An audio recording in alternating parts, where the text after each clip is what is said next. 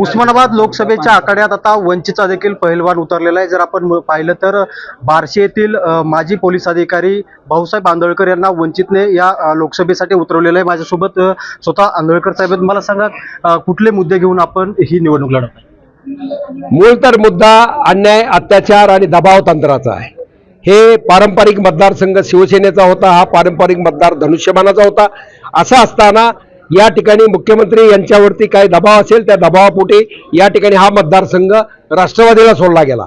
वास्तविक या ठिकाणी धनंजय सावंत असतील, आम्ही असो, आम्ही तिकीट मागत होतो, आम्हाला तिकीट न देता या ठिकाणी अशा प्रकारची काय समझोता यांच्याशिवाय दुसरा पर्याय नाही आहे का? याच्याशिवाय या मतदारसंघात दुसरं कुणी राहत नाही का? म्हणजे हेच घराणे, हेच माणसं, याच्या विरुद्धचा आवाजच वंचित आघाडी उठवते। याला कुठेतरी आपल्याला तडा दिला गेला पाहिजे आणि हा अन्याय सहन करायचा नाही। म्हणून या ठिकाणी आम्ही प्रयत्न करून जर तिकीट देत नाहीत, 13 वर्षे आम्ही सेवा केलेली आहे, परंतु आमचं कुठेही या ठिकाणी ही केलं नाही, म्हणून आम्ही या ठिकाणी वंचित आघाडी मार्फत मुख्यमंत्र्यांनी कुणाचा दबाव? आता हे तुम्हाला सर्वांना माहिती आहे, आमच्यापेक्षा पत्रकारांना माहिती आहे कोणाचा दबाव आहे ते। त्यामुळं शिंदे साहेब तसा दबणारा वाघ नाही, तो धर्मवीर आनंद दिघे आणि काय स्वर्गीय वंदनीय बाळासाहेब ठाकरे साहेबांचा वाघ आहे। पण काय अद्भुत असू शकते हे त्यांनाच पर्सनली काहीतरी असू शकतंय।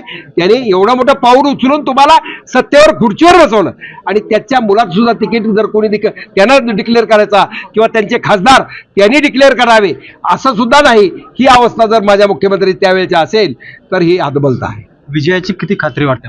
विजयाची मी मगा सांगितलं 1001% मी निवडून येणार, त्यामध्ये तिळमात्र शंका नाही।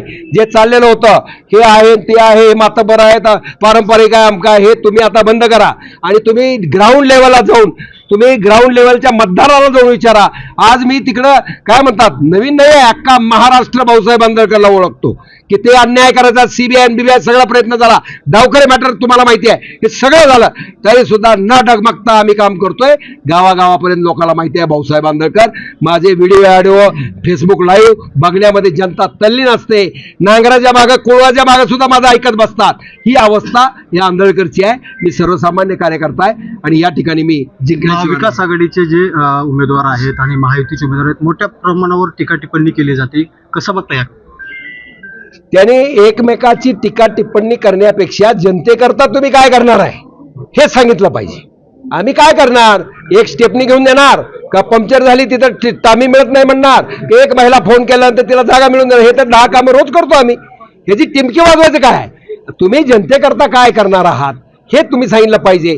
फक्त ह्यांनी टीका, तुम्ही किती आलात, किती वेळा बार्शीत आलात, तुम्ही काय विकास केला बार्शीचा, तुम्ही हिशोब द्या, हे म्हणण्यात अर्थ नाही। आता बार्शीचाच खासदार या ठिकाणी होणार आणि बार्शीतली जनतेनं ठरवलेलं आहे 80%च्या मुळे मतदान या ठिकाणी भाऊसाहेब आंदळकर वंचित आघाडीला आशीर्वाद बार्शीकराचा मिळणार। कारण अन्नदान, रक्तदान, महिलांचे प्रश्न, मुलांचे प्रश्न, पाण्याचे प्रश्न, इतके आंदोलन हे केलंय। मी 13 वर्ष माझं आयुष्य या बार्शीसाठी घालवलेलं आहे, त्याचं फळ मला मिळण्याशिवाय राहणार नाही। नक्कीच आपण पाहतोय की अगदी मलाच विजयाची खात्री असून मी या लोकसभेमध्ये निवडून येणार असा विश्वास आता आंदळकर यांनी व्यक्त केला आहे। बालाजी सुरवसे, साम टीव्ही, धाराशिव।